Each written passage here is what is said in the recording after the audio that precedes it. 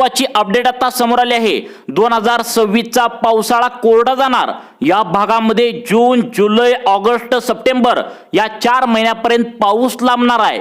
हवामान खात्याकडून जिल्ह्यांची यादी सुद्धा या ठिकाणी आज जाहीर करण्यात आल्या। भारतीय हवामान खात्याचा धक्कादायक खुलासा आज झालेला आहे। 2026 मध्ये महाराष्ट्रातील या जिल्ह्यामध्ये पडणार सगळ्यात मोठा दुष्काळ। शेतकऱ्यांना रडायची अवस्था या भागामध्ये 2026 ला येणार असल्याची मोठी अपडेट या ठिकाणी आता समोर आली आहे। प्रशांत महासागर आणि हिंदी महासागरामध्ये एक अशी विचित्र परिस्थिती सध्या निर्माण झाल्या की ज्यामुळे देशभरामध्ये 2026 चा पावसाळा अगदी वेगळ्या पद्धतीने होणार आहे। हवामान बदलाला पहिल्यांदाच इतक्या या ठिकाणी लवकर आता सुरुवात झाल्या, ज्यामुळे शेतकऱ्यांसाठी हा पावसाळा एक विचित्र पद्धतीचा बदल घडणार आहे। देशात उपलब्ध असणारी 7 मॉडेल्स यांनी वेगवेगळ्या पद्धतीने 2026 च्या मान्सून संदर्भात महत्त्वाचे अंदाज या ठिकाणी आता दिले आहेत। 2026 मध्ये नेमकं कोणत्या जिल्ह्यामध्ये कमी पाऊस या ठिकाणी पडणार आहे, कोणत्या जिल्ह्यात दुष्काळ पडणार आहे, पाऊस नेमकं केव्हा सुरू होणार आहे, या ठिकाणी पाऊस सुरू झाल्यानंतर केव्हा विश्रांती घेणार आहे आणि विश्रांतीच्या नंतर पुन्हा केव्हा पाऊस सुरू होणार आहे, सगळी सविस्तर डिटेल्स माहिती या ठिकाणी आली आहे। पहा, 2025 ला प्रचंड पाऊस पडला, पण 2026 ची परिस्थिती मात्र अतिशय या ठिकाणी विचित्र असणार आहे। त्यामुळे भारतीय हवामान खात्याने ही तातडीची सूचना खास करून शेतकऱ्यांसाठी दिलेली आहे। व्हिडिओच्या माध्यमातून आपण सगळ्यात आधी जे आता देशातील 7 मॉडेल्स आहेत, तर 7 हवामान खात्याचे मॉडेल्स आहेत, तर ते प्रत्येक मॉडेल्स नेमकं आता 2026 च्या पावसाबद्दल काय म्हणतोय याविषयी माहिती आपण या ठिकाणी जाणून घेणार आहोत, जेणेकरून तुम्हाला येणाऱ्या काळात तुमच्या पिकांचं पाण्याचं नियोजन करताना अडचण येणार नाही। पहा, विषय थोडा तांत्रिक आहे, त्यामुळे तुम्हाला इतक्या सोप्या आणि या ठिकाणी साध्या भाषेत तुम्हाला समजावून सांगणार आहे की तुम्हाला कुठलाही नकाशा किंवा कुठल्याही किचकट गोष्टी पाण्याची आता गरज या ठिकाणी पडणार नाही आहे। व्हिडिओमध्ये आपण सगळ्यात आधी नेमकं 2026 मध्ये पावसाळा कधीपासून सुरू होणार आहे, प्रशांत महासागरात आणि हिंदी महासागरामध्ये नेमकं काय बदल झालाय, त्यामुळे अचानक 2026 चा अंदाज पावसाचा जाहीर झालाय, काय परिस्थिती महाराष्ट्रामध्ये पुढे असणार आहे, सगळी सविस्तर माहिती आपण 2 मिनिटांच्या आतमध्ये जाणून घेतोय। आता या वर्षातला पाऊस कसा असणार आहे हे समजून घेण्यासाठी तुम्हाला 2 महत्त्वाच्या गोष्टी लक्षात घेणं गरजेचं आहे। आपला भारतीय मान्सून आता या प्रामुख्याने 2 ते 3 जागतिक घटकावर अवलंबून असतो।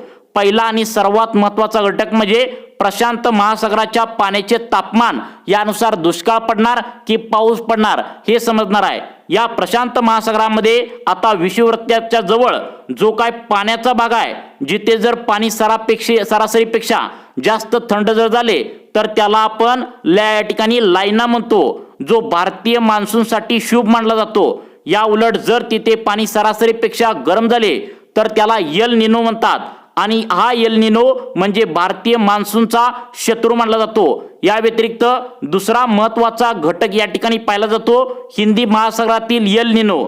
आता ला निना या ठिकाणी आपण म्हणू शकतो। आता तुम्हाला एल निनो आणि ला निना यामधील फरक तुम्हाला थोडक्यात या ठिकाणी सांगतो। पहा, आता तुम्ही फरक एवढे लक्षात ठेवा, ला निना म्हणजे आपल्यासाठी बारी आणि एल निना म्हणजे आपल्यासाठी वाईट। आपल्या देशाच्या पश्चिमेकडील अरबी समुद्र आणि पूर्वेकडील बंगालचा उपसागर याच्यातील तापमानातील फरक याला आयओडी म्हणतात। या दोन्ही महासागराविषयी युरोप खंडात आणि हिवाळ्यात किंवा बर्फ पडतो आणि उन्हाळ्यात म्हणजे एप्रिल मे महिन्यात भारताच्या जमिनीचे तापमान किती वाढत आहे हे सुद्धा तितकेच या ठिकाणी महत्त्वाचे ठरवले जाते।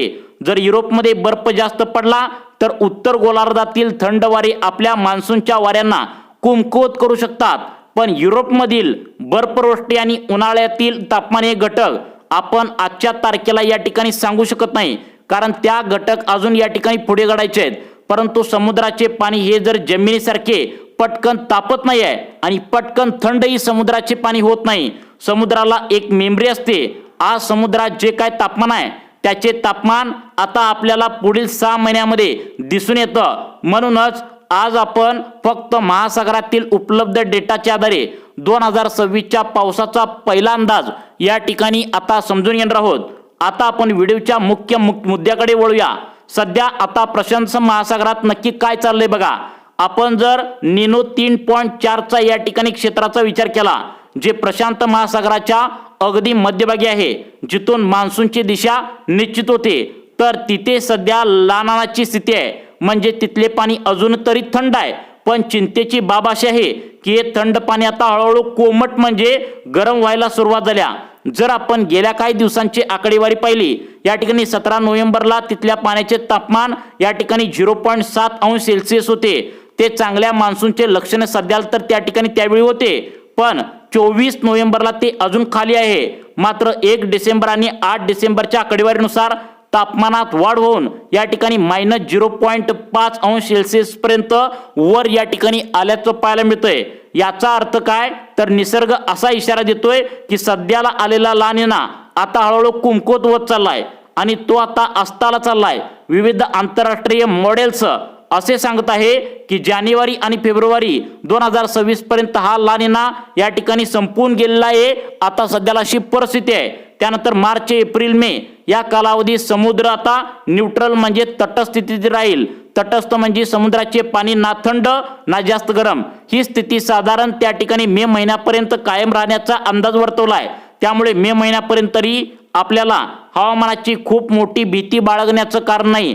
आता खरी चर्चा सुरू होते 2026 नंतरच्या काळाची. इथेच हवामान तज्ज्ञांच्या त्या ठिकाणी कपाळावर आट्या पडल्याचं आता या ठिकाणी पाहायला मिळतंय.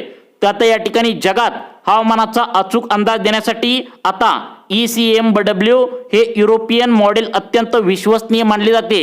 या मॉडेलने नुकताच एक असा अंदाज जाहीर केलाय जो आपल्यासाठी थोडा चिंताजनक असू शकतो. या मॉडेलच्या म्हणण्यानुसार मे महिन्यापासून पुढे प्रशांत महासागरातील पाण्याचे तापमान वेगाने वाढायला या ठिकाणी सुरुवात होईल आणि तेव्हा हे तापमान वाढते तेव्हा तिथे एल निनो विकसित होतो. तुम्हाला माहिती म्हणून सांगतो, 2022च्या डिसेंबरमध्ये या युरोपियन मॉडेलने अशाच प्रकारचा अंदाज दिलता. 2023 मध्ये एल निनो येईल असं या ठिकाणी सांगण्यात आलं होतं. दुर्दैवाने तो अंदाज खरा ठरला आणि 2023ला आपण पाहिले की पावसाने अशी या ठिकाणी ओढ दिली होती.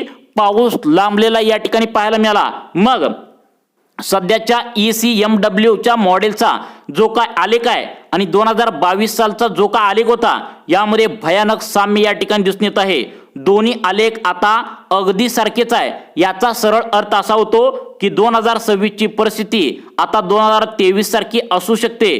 जर जून महिन्यात एल निनो विकसित झाला तर मान्सूनच्या सुरुवातीलाच म्हणजे पेरणीच्या काळात पावसाला लहरीपणा आपल्याला पाहायला मिळू शकतो. अमेरिकेची नोवा संस्था आहे, त्याचे प्रतिनिधी सुद्धा या ठिकाणी म्हणत आहेत की जुलै, ऑगस्ट, सप्टेंबर या मान्सूनच्या मुख्य 3 महिन्यात एल निनो सक्रिय होण्याची 45% याहून अधिक आहे.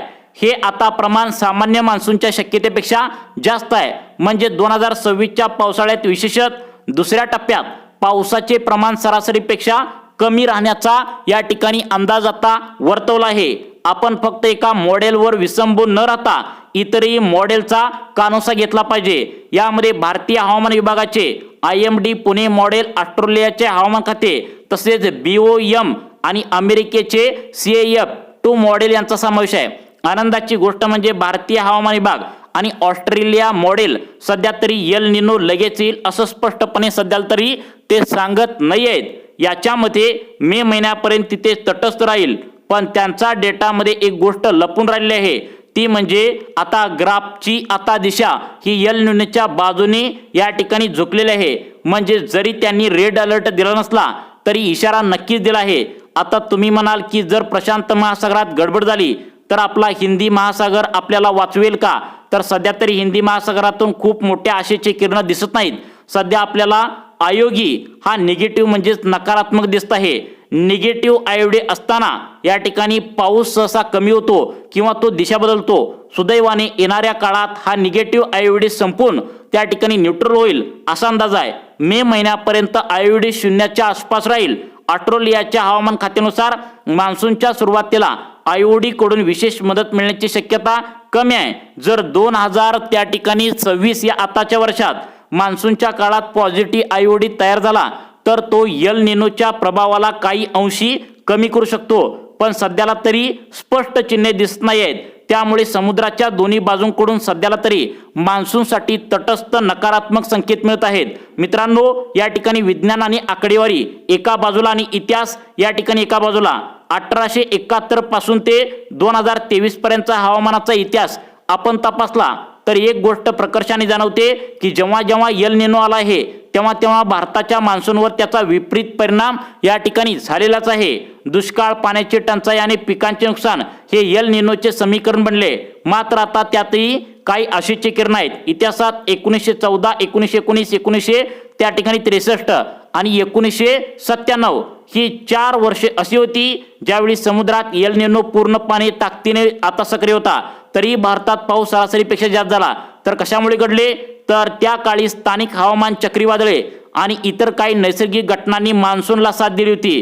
त्यामुळे 2026 ला एल निनो येणार हे जरी आता मॉडेल सांगत असलं तरी अर्थ दुष्काळच पडेल असा निष्कर्ष काढणे आता घाईचे ठरेल। काही वेळा एल निनोनी असूनही बंगालच्या उपसागरात कमी दाबाचे पट्टे निर्माण होतात, ते जमिनीवर चांगला पाऊस देऊन जातात। पण एकंदरीत विचार करता प्राथमिक अंदाज हाच सांगतो की 2026च्या मान्सूनमध्ये खंड पडू शकतो। कदाचित जूनमध्ये पाऊस वेळेवर येईल, पण जुलै ऑगस्टमध्ये पावसाची मोठी उघडीप या ठिकाणी आता राहू शकते असा अंदाज वर्तवण्यात आलाय। नेमकं पुढे काय होईल आता आपण नक्कीच पाहूया। तुम्हाला अशाच प्रकारचे पावसाबद्दल अपडेट पाहण्यासाठी आपल्या लाईफ चेंज मोटिवेशन या चॅनलला आत्ता सबस्क्राईब करा। धन्यवाद।